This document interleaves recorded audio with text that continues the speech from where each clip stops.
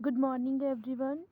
Today I will be discussion about the group theory. मैंने abstract algebra for MSc first year का syllabus start किया हुआ है. Previous video में मैंने आपको शायर रिफाइनमेंट की वीडियो अपलोड करी थी. उसमें मैंने शायर रिफाइनमेंट आपको डिस्कस करवाया था. आज की वीडियो में मैं आपको कॉम्पोजिशन सीरीज़ के बारे में कुछ डेफिनेशंस बताने वाली हूँ और इस पर बेस्ड जो एक थ्योरम है वो कराने वाली हूँ. कॉम्पोजिशन सीरीज़ के हमारे पास कई थ्योरम्स हैं, लेकिन उससे पहले मैं आपको थोड़ा सा इसका इंट्रोडक्शन दे देती हूँ कि हमारे पास कॉम्पोजिशन सीरीज़ होती क्या है. जैसे नेम से ही आप लोग समझ पा रहे होंगे, कॉम्पोजिशन सीरीज़ मतलब एक सीरीज़ है. कैसी सीरीज़ है? कॉम्पोजिशन सीरीज़ है. सबसे पहले आप लोगों को पता होगा कि नॉर्मल सीरीज़ की बात हो रही है. नॉर्मल सीरीज़ आपको पता है. नॉर्मल सीरीज़ हम ऐसे डिफाइन करते हैं कि g is equal to G not which is greater than g1 which is greater than g2 up to so on. Last जो हमारे पास एंट्री होती है gm which is equal to identity. ये हमारे पास एक नॉर्मल सीरीज़ है फाइनाइट नंबर की. इसमें फाइनाइट हमारा यहाँ पे डिनोट कर रखा है gm से, और यहाँ पे जो फर्स्ट एलिमेंट के अंदर सेकेंड एलिमेंट कंटेन होता है, सेकेंड एलिमेंट के अंदर थर्ड एलिमेंट कंटेन होता है. इस टाइप के हमारे पास एक नॉर्मल सीरीज़ होती है. और जो हम यहाँ पे लास्ट एलिमेंट देखते हैं वो हमारा आइडेंटिटी के इक्वल होता है. ठीक है, तो जी ये हमारे पास एक नॉर्मल सीरीज़ है. और इस नॉर्मल सीरीज़ को कॉम्पोजिशन सीरीज़ कब बोलेंगे हम, कि जब इसके फैक्टर ग्रुप्स हमारे पास, जब एक नॉर्मल सीरीज़ के जो फैक्टर ग्रुप होते हैं वो प्रॉपर हो और सिंपल ग्रुप हो. ठीक है, दोबारा बोल देती हूँ कि हमारे पास जो ये नॉर्मल सीरीज़ होती है ना, इसके जो फैक्टर ग्रुप होते हैं वो सिंपल ग्रुप हो, मतलब ये एक सिंपल ग्रुप में हो. रीड कराती हूँ फिर ज़्यादा क्लियर समझ में आएगा. जी हमारे पास एक नॉर्मल सीरीज़ है, क्लियर है. फॉर द ग्रुप जी की, इस नॉर्मल सीरीज़ को हम कॉम्पोजिशन सीरीज़ कब बोलेंगे? जब G I plus one is a proper subgroup of G I. G I plus one मतलब जी आई प्लस वन कैसा एलिमेंट है? देखिए ये है जी आई प्लस वन. ठीक है, मतलब ये अगर मैं आई को ज़ीरो करूँ तो जी आई प्लस वन क्या होगा? जी आई जी वन. अगर आई की प्लेस पे, अगर मैं आई के प्लेस पे यहाँ पे आई की जगह पे वन पुट करती हूँ तो जी आई, अगर मैं आई के प्लेस पे वन लेकर चलूँ तो जी आई अगर मेरा वन है तो जी आई प्लस वन मेरा कितना बनेगा? टू बनेगा. ठीक है, तो ये नॉर्मल सीरीज़ जो है ये एक ग्रुप जी की है. इसको मैं कॉम्पोजिशन सीरीज़ कब बोलूँगी? जब मेरे पास जी आई प्लस वन एक प्रॉपर सब ग्रुप हो जी आई का, मतलब कि जी आई प्लस वन. ये देखिए जो मैंने ये जी आई bye ji I plus one लिखा है ना, ये एक फैक्टर ग्रुप है. इसको हम फैक्टर ग्रुप बोलते हैं. जी आई bye ji I plus one को हम क्या बोलेंगे? Factor group.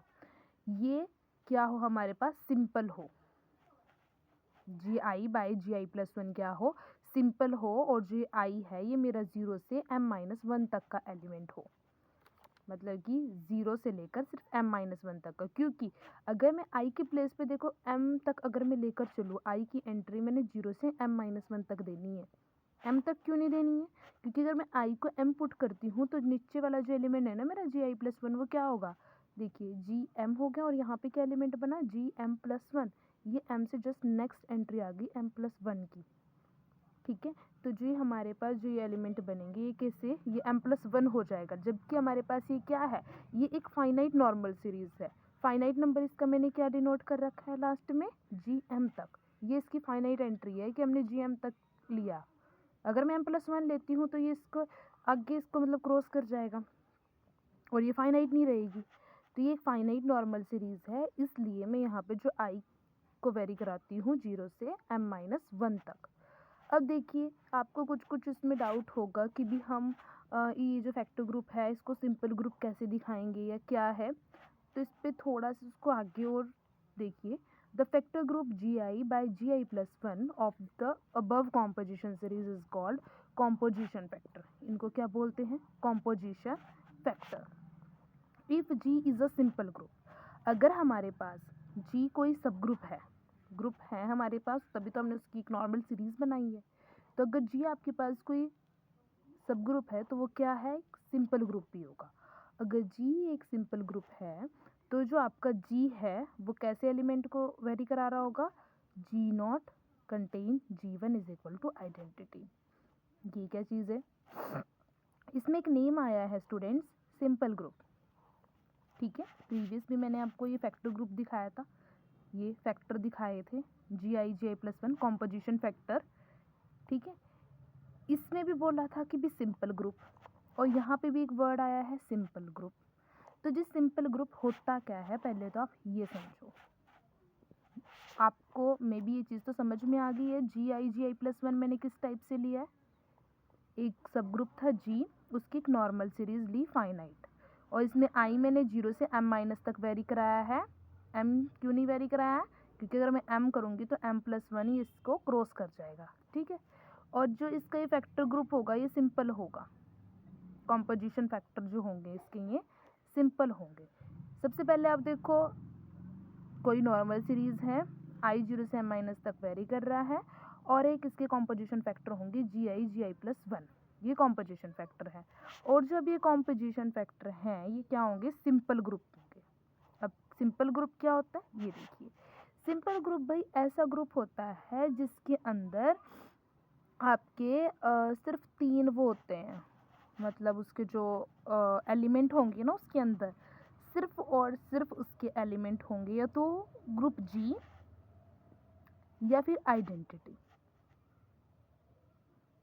आया समझ, या तो ग्रुप खुद ही या फिर आइडेंटिटी, मतलब उसके दो ही दो नहीं 3 होते हैं ट्रिवियल, या तो जी खुद हो या फिर जी नॉट और आइडेंटिटी, ये 3 ही उसके फैक्टर बनते हैं किसी ग्रुप के। अगर किसी ग्रुप के सिर्फ ये 3 ही फैक्टर हैं, 3 ही एलिमेंट हैं, ये तो ग्रुप जी या फिर जी नॉट या फिर आइडेंटिटी। और किस टाइप के होंगे, जैसे ग्रुप जी है ना, उसका अगर कोई एलिमेंट मैंने जी नॉट लिया तो वो जी वन उसमें कंटेन करेगा। क्यों करेगा, क्योंकि सिर्फ एलिमेंट या तो जी है या आइडेंटिटी है। ये तो ग्रुप जी खुद होगा किसी ग्रुप के अंदर, या फिर उसके एलिमेंट या फिर आइडेंटिटी होगी उसके अंदर, या फिर जी नोट जी वन के अंदर कंटेन करता होगा। ठीक है, तो उसको हम बोलेंगे सिंपल ग्रुप। और वो सिंपल ग्रुप कैसा होगा, जैसे जी नोट बाय जी वन। अब देखो मैंने आपको बोला कि जो फैक्टर ग्रुप हो ये कैसा हो, ये सिंपल हो। तो देखिए अगर मैं आई की वैल्यू यहाँ पे नोट लेके चलती हूँ, जी नोट, तो जी नोट बाई G0+1, ठीक है, तो G naught by G+1 is isomorphic to G naught. ये आपके पास एक ना होता है, एक आपके पास जो वो होता है इसमें रिजल्ट, आपने देखा होगा कि जी नोट बाई जी वन अगर हम लेंगे तो ये आइसोमॉर्फिक होती है जी नोट के इक्वल। ठीक है, मतलब जो ऊपर वाले एलिमेंट, क्यों आपने लिया, क्योंकि जी वन आपके पास आइडेंटिटी के इक्वल है। मैंने आपको सिंपल ग्रुप में बताया, सिंपल ग्रुप के अंदर 3 ही एलिमेंट होते हैं students, which is group G itself and identity, and G not is greater than या कंटेन्स टू जी वन। तो यहाँ पे देखिए मैंने आपको बोला जो फैक्टर ग्रुप होंगे ना, जो ये कॉम्पोजिशन फैक्टर होंगे ये सिंपल होंगे कॉम्पोजिशन के केस में। तो जी मैंने यहाँ पे जी नोट की जगह अगर मैं 0 पुट कर देती हूँ तो जी नोट G0+1 मीन्स जी वन, और जो जी वन है तो अगर ये आइडेंटिटी है तो ये आपका आइडेंटिटी हो गया। तो इसमें जो आइसोमॉर्फिक किसके होगा, ग्रुप जी के, क्योंकि मैंने G naught G one equal to group G लिया है या आइडेंटिटी लिया है। अगर मैं आइडेंटिटी के इक्वल लेती हूँ तो मेरे पास यहाँ पे रिजल्ट में जी ग्रुप खुद ही आता है, या फिर मैं इसको ग्रुप जी के इक्वल लूँ तब भी मेरे पास जी इटसेल्फ खुद आता है। मतलब कि अगर मैं इनकी आइसोमॉर्फिक वाली आइडेंटिटी इसमें शो कराऊँ तो मेरे पास ग्रुप जी खुद आता है, तो वो क्या होगा, कॉम्पोजिशन सीरीज। मतलब कि अगर मैं ये वाले फैक्टर ग्रुप, ये वाली चीज़ इन सिंपल ग्रुप पे लगाऊंगी ना, कोई ग्रुप जी है उसकी नॉर्मल सीरीज़ है, और अगर मैं उसमें ये वाला जो इसका वो है ये डिफाइन लगाऊं कॉम्पोजिशन फैक्टर का, तो उसमें मेरे पास रिजल्ट वापस ग्रुप जी ही बनेगा। क्यों बनेगा, क्योंकि ये ग्रुप जी जो है वो कैसा है, सिंपल ग्रुप है। तो घूम फिरा के बात ये है कि कॉम्पोजिशन सीरीज़ में क्या होता है कि जो ग्रुप होता है वो कैसा होता है, सिंपल होता है, और जो उसका फैक्टर ग्रुप बनता है वो भी सिंपल ग्रुप कंटेन कराता है। ठीक है, इसमें स्टूडेंट एक दे रखा है, देखिए कि let B G a finite group, कि अगर जी आपके पास कोई फाइनाइट ग्रुप है तो we prove that G has composition series, कि ये आपके पास एक थ्योरम है कि अगर जी आपके पास कोई भी फाइनाइट ग्रुप है तो आपने प्रूव करना है कि जी एक कॉम्पोजिशन सीरीज है। इसका प्रूफ स्टार्ट करते हैं।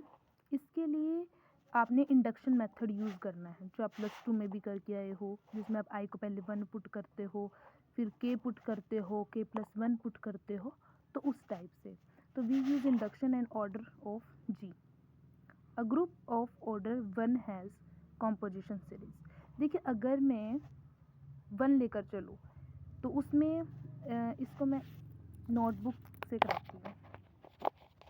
ये देखिए हमारे पास यही थ्योरम है कि every finite group has a composition series, जिसका प्रूफ है। स्टूडेंट्स, मैं आपको एक बात बताना चाहती हूँ, जो मेरे पास मैं जिस बुक से कराती हूँ वो मेरे पास डिस्टेंस एजुकेशन की बुक है बाय कुरुक्षेत्र यूनिवर्सिटी। तो जो वो बुक है ना, तो उसके अंदर जो थ्योरम्स हैं वो प्रॉपर लाइन उसके अंदर सारी नहीं है, उसके अंदर सिर्फ मेन लाइन लिखी हुई है,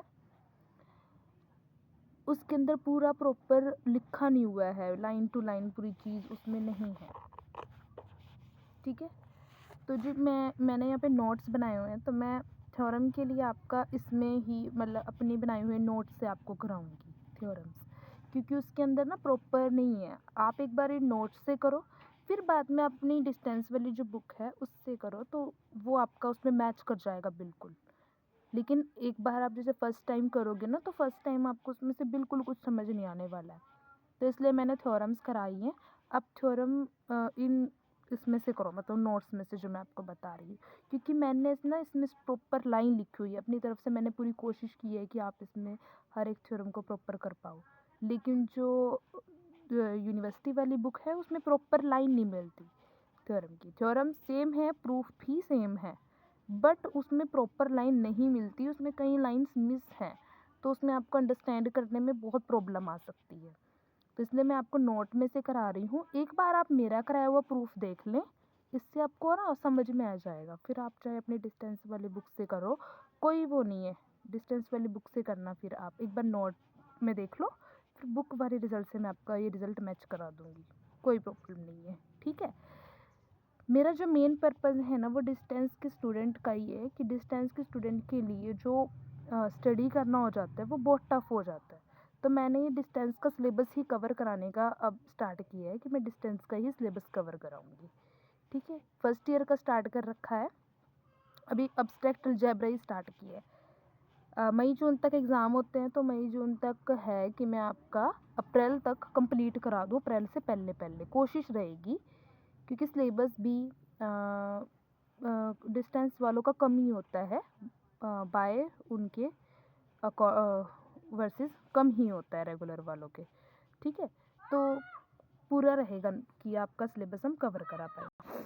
तो जैसे मैं थ्योरम ही स्टार्ट कराती हूँ कि अगर आपके पास कोई फाइनाइट ग्रुप है तो उसकी कॉम्पोजिशन सीरीज एग्जिट करेगी। तो देखिए इसको इंडक्शन मेथड से करना है। Let G be a finite group, we prove that of G, मतलब ऑर्डर लेके चलेंगे हम ग्रुप का, और कैसे लेके चलेंगे, इंडक्शन मेथड से। तो फॉर एग्जांपल इंडक्शन में क्या करते हैं, n को पहले 1 के इक्वल करते हैं, तो हम इसमें ऑर्डर लेकर चल रहे हैं, तो इसलिए ग्रुप का ऑर्डर हम यहाँ पे 1 लेके चलेंगे। n क्यों नहीं लेकर चल रहे, क्योंकि ये थ्योरम है और इसमें हम ऑर्डर लेकर चलेंगे। क्यों लेके चले पता चलेगा आगे। Order of G is equal to 1। अगर हम ऑर्डर ऑफ जी 1 कब होगा किसी ग्रुप का, जब ग्रुप के अंदर एलिमेंट क्या हो, आइडेंटिटी हो। तो जी या तो आपका जी नोट ये क्या होंगे, आइडेंटिटी के इक्वल होंगे। अगर आइडेंटिटी है तो ये क्या है, सिंपल ग्रुप है ना, तो is a composition series for group G. अब सपोज जो ऑर्डर ऑफ जी है ये तो हमने 1 लेके चले थे, फॉर एग्जांपल वो 1 से ग्रेटर है, ऑर्डर ऑफ जी 1 से ग्रेटर है, 1 से बड़ी वैल्यू है, 1 के इक्वल है, तो आइडेंटिटी आ गई। अगर 1 से बड़ा है तो उसके लिए हम क्या करेंगे कि suppose an induction step the theorem is true for all finite group having order greater than order of g, कि जो सारे ऑर्डर हैं वो आपके ग्रेटर हैं ऑर्डर ऑफ g से। तो इफ अगर order of g is equal to n, then all finite group with order less than n has a composition series. मतलब अगर ग्रुप के ऑर्डर 1 से बड़े हैं तो जो सेकंड स्टेप है वो हम अपनी तरफ से मान के चलते हैं ना कि ट्रू होता है। इंडक्शन मेथड में क्या होता है, इंडक्शन मेथड में ऐसे होता है कि n आपका एक तो 1 के इक्वल होता है, फिर आप उसमें n के लिए अपनी तरफ से ट्रू लेके चलते हो। तो यहाँ पे हमने पहले ऑर्डर के लिए हम लेके चल रहे हैं ना, तो फर्स्ट ऑफ ऑल हमने ऑर्डर